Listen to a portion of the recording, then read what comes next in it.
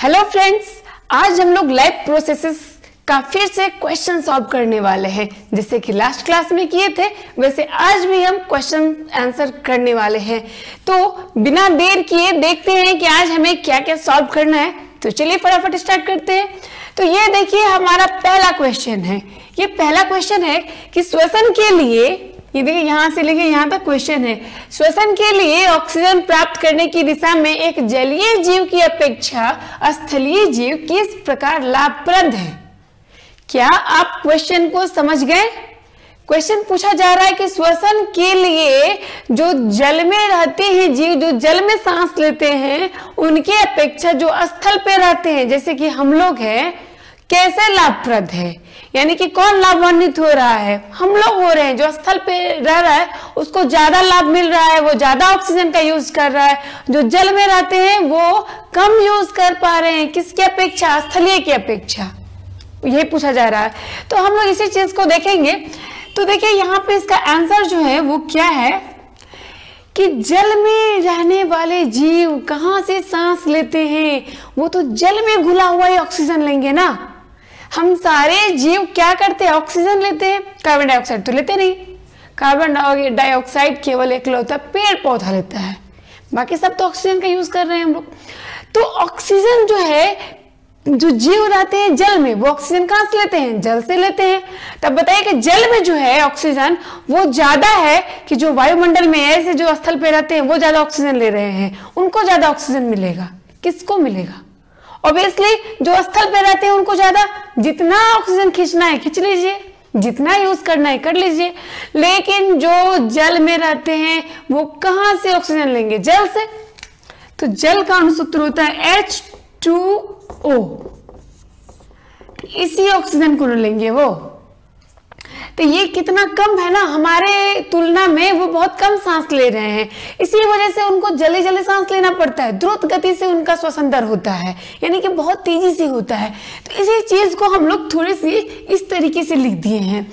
जलीय जीव जल में विलेय ऑक्सीजन का उपयोग करते हैं, क्योंकि जल में विलेय ऑक्सीजन की मात्रा वायु में, यानी कि वायुमंडल में ऑक्सीजन की मात्रा की तुलना में बहुत कम है। इसलिए जलीय जीव की श्वसन दर स्थलीय जीव की अपेक्षा तेज गति से होती है या द्रुत गति से होती है। दोनों बात बराबर। हमने केवल यहाँ पे द्रुत गति आपके बुक में लिखे हुए हैं, हमने तेज गति इसलिए लिख दिया कि आपको समझना और आसान हो जाएगा। तो देखिए क्या हो गया, अब समझ गए इस बात को कि हम स्थल पे हैं, जितना सांस खींचना खींच सकते हैं। लेकिन जो जल में है कितनों कोशिश करेंगे तो जितना जल में ऑक्सीजन है उतना खींचे। एक बार में गया फिर खत्म, फिर से यूज किए। लेकिन हम सांस खींच लेते हैं जोर से। कभी कभी आप किए होंगे, सांस खींच के देखते हैं कितना देर तक आप सांस रोक पाते हैं। कर लेते हैं ना, यानी आप ऑक्सीजन ज्यादा ले रहे हैं। लेकिन जो जल में रहते हैं जलीय जीव, जैसे मछली वगैरह हो गई, वो ऐसा नहीं कर सकती है। तो वो ऑक्सीजन हम लोग की अपेक्षा कम लेती है। बातों को सरल भाषा में समझिए ताकि आप हमेशा समझ के एग्जाम में लिख पाएंगे, रटना नहीं है। चलिए आगे पढ़ते हैं। ये क्वेश्चन सॉल्व हो गया। अब देखिए ग्लूकोज की ऑक्सीकरण से भिन्न जीवों में ऊर्जा प्राप्त करने के विभिन्न पथ क्या है। पूछा जा रहा है कि ग्लूकोज का ऑक्सीडेशन होने के बाद हम कैसे ऊर्जा प्राप्त करते हैं, उसी पथ को दिखाना है। हमने इस पथ को दिखा दिया। तो अब इस चीज को समझिए, क्योंकि हमने पहले भी इस चीज को पढ़ा दिया है, लेकिन इससे आपका 2 क्वेश्चन आंसर सॉल्व होने वाला है। इसीलिए इसको थोड़ा सा ध्यान से देखिएगा। अब ग्लूकोज का क्या होता है सूत्र? C6H12O6, यही होता है ना। देखेंगे कि पायरुवेट का क्या होता है? C3H3O3। ठीक, ये आपकी बुक में नहीं दिए हुए, लेकिन समझाने के लिए हमें यूज करना पड़ रहा है। ये सब हो कहाँ रहा है? कोशिका द्रव्य में। कोशिका द्रव्य,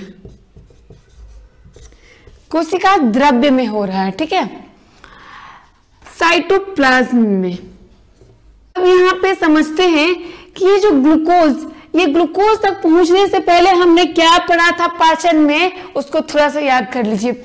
हम लोग पढ़े थे कि छोटी आंत में हो गया पाचन, पाचन होने के बाद वहां पे बहुत सारी ब्लड वेसल्स की जाल होती हैं, जो कि छोटी आंत से हम जो खाएं, यानी कि आप जो प्रोटीन लिए, प्रोटीन का पाचन हो गया, कार्बोहाइड्रेट लिए, कार्बोहाइड्रेट का पाचन हो गया, आप जो भी विटामिन वगैरह लिए सबका हो गया। तो सबका पाचन हो गया, कुछ ना कुछ बना था। जो आप फैट खाए थे उसका भी पाचन हो गया था। तो जो आप कार्बोहाइड्रेट लिए थे उसका पाचन होके क्या बना था, ग्लूकोज बना था। तो चलिए हम लोग जब पाचन होने के बाद की क्रिया को समझते हैं, तो ये पाचन हो गया, ग्लूकोज बन गया। ग्लूकोज का सूत्र होता है C6H12O6। अब ये कहाँ गया, हम क्या बोले थे, छोटी आंत में जो ब्लड वेसल्स होते हैं वही हमारी सारी कोशिका तक भोजन को लेके जाता है, और उसके बाद क्या है, उसका यूज होता है जैव प्रक्रम के लिए यूज हो जाता है। जो टूटी फूटी कोशिका है उसको मरम्मत करने लगता है, उन ऊतकों को मरम्मत करने में लग जाता है, नए ऊतकों का निर्माण करने लगता है और हमें एनर्जी मिलती है। बात हमने तो यहाँ तक की थी। अब आगे की बात को देखिए क्या कहना है। इनका कहना है कि अब ये आ गया कहाँ, कोशिका में। ये हमारा कोशिका, ये हो गया न्यूक्लियस, ये हो गया हमारा माइटोकॉन्ड्रिया, ये है प्रोटोप्लाज्म जिसको बोला जाता है कोशिका द्रव्य।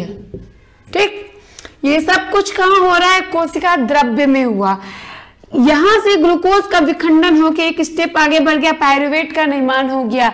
अब पूछा जा रहा है कि इसी पायरुवेट, जो ग्लूकोज का विखंडन होकर पायरुवेट बना, ये सब कहाँ हो रहा है, हमारा कोशिका में, सेल में हो रहा है। तब देखिए क्या होगा, एक चीज समझिए यहाँ पे, यहां से ग्लूकोज का कोशिका में जाना, इसके बाद कोशिका में आके, यानी कि यहाँ पे लिख देते हैं, कोशिका है ये, कोशिका में आके इसका हो गया विखंडन। विखंडन, विखंडन का मतलब समझिए कि इसका तोड़फोड़ हो गया, किसका, ग्लूकोज का। इसके फलस्वरूप हमें क्या मिल गया, ऊर्जा। ये ग्लूकोज टूटेगा तभी तो हमें एनर्जी मिलेगी।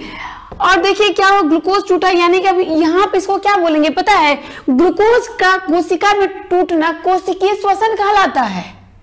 अगर एक नंबर का क्वेश्चन पूछ दे कि कोशिकीय श्वसन क्या है, तो बोल सकते हैं ग्लूकोज का कोशिका में विखंडन होना, टूट फूट जाना, वो क्या कहलाता है, कोशिकीय श्वसन कहलाता है। यहाँ पे सांस कौन ले रहा है, कोशिका ले रहा है, तो हम क्या बोलेंगे, कोशिकीय श्वसन हो रहा है। तो ये कोशिकीय श्वसन हो गया। यानी कि हम ये भी इसको घुमा के बोलना चाहेंगे तो बोल सकते हैं ऊर्जा उत्पन्न करने के लिए ग्लूकोज का कोशिका में विखंडन होना ही कोशिकीय श्वसन कहलाता है। कोशिकीय श्वसन कहलाता है। क्लियर। अब आगे बढ़ते हैं, पायरुवेट आ गया। पायरुवेट जो है ये सब भी कहाँ हो रहा है, सब प्रोटोप्लाज्म में हो रहा है, कोशिका द्रव्य कोशिका में हो रहा है। सबसे पहला पथ क्या दिखाता है, सबसे पहला रास्ता, ऑक्सीजन की उपस्थिति में हम क्या करते हैं, हमारे अंदर जो पायरुवेट का यानी ग्लूकोज का जो विखंडन होता है, ऑक्सीजन ले रहे हैं, सांस ले रहे हैं, उसके अनुसार हो रहा है। तो ये जो होता है कहाँ होता है, माइटोकॉन्ड्रिया में। माइटोकॉन्ड्रिया में, माइटोकॉन्ड्रिया में क्या हो रहा है, यहाँ देखिए आपका माइटोकॉन्ड्रिया है, ये माइटोकॉन्ड्रिया है। माइटोकॉन्ड्रिया में क्या हो रहा है कि ये सारा कार्य होगा, यहाँ वाला सारा कार्य कहाँ हो रहा है, माइटोकॉन्ड्रिया में हो रहा है। तो ये कहा जा रहा है कि माइटोकॉन्ड्रिया में अगर ऑक्सीजन की उपस्थिति में पायरुवेट का विखंडन हो जाए, वो टूट जाए, तो क्या क्या बनेगा, कार्बन डाइऑक्साइड, जल और ऊर्जा का निर्माण होता है। ये क्लियर है। ये कहाँ हो रहा है, हमारा माइटोकॉन्ड्रिया में हो रहा है। अब दूसरा पथ इसका क्या दिखा रहा है कि जब कभी कभी हमारे शरीर में हमारे जो कोशिका होती है यानी कि जो सेल होते हैं, जो पेशियां होते हैं, उस कोशिका के पेशी में यानी जो पेशी कोशिका है हमारा, ये देखिए है ना, सब तो कोशिका से ही बना हुआ। तो जो पेशीय कोशिका होती है जो कि मांसपेशी होती है, उसमें कभी कभी क्या होता है कि ऑक्सीजन की अभाव हो जाती है, ऑक्सीजन उतना नहीं मिल पाता है जितना कि उनको चाहिए। तो क्या होता है कि उस सिचुएशन में पायरुवेट क्या करता है, ऑक्सीजन का अभाव हो गया लेकिन पायरुवेट को तो टूटना है, क्योंकि वो पायरुवेट टूटेगा तभी तो आपको एनर्जी मिलेगा। तो पायरुवेट क्या करता है कि वो ऑक्सीजन के अभाव में टूटता है तो क्या करता है, लैक्टिक अम्ल और ऊर्जा का निर्माण करता है। यानी कि लैक्टिक एसिड और ऊर्जा निर्माण कर रहा है, उसको तो ऊर्जा निर्माण करना है ना, इसीलिए जब ऑक्सीजन का आपके अंदर अभाव भी हो गया तो वो लैक्टिक एसिड और ऊर्जा का निर्माण कर दिया। लेकिन इस सिचुएशन में क्या होता है, ये होता है क्रिया अचानक, क्योंकि हमेशा तो हमारे मांसपेशियों में ऑक्सीजन की कमी नहीं होती है। हमारी पेशी कोशिका जो बोला जा रहा है वही समझिए को हमेशा तो कमी नहीं होती है। लेकिन जब अचानक ये क्रिया हो जाती है, कोशिका में कमी हो जाती है, फिर पायरुवेट का ऑक्सीजन के अभाव में टूटना पड़ जाता है, तब हमारे शरीर में ऐंठन होने लगता है। कहते हैं ना कि लग रहा है कि ऐंठा रहा है। ये जो ऐंठन होता है, जो क्रैम्प होता है, इसी लैक्टिक एसिड के निर्माण की वजह से होता है।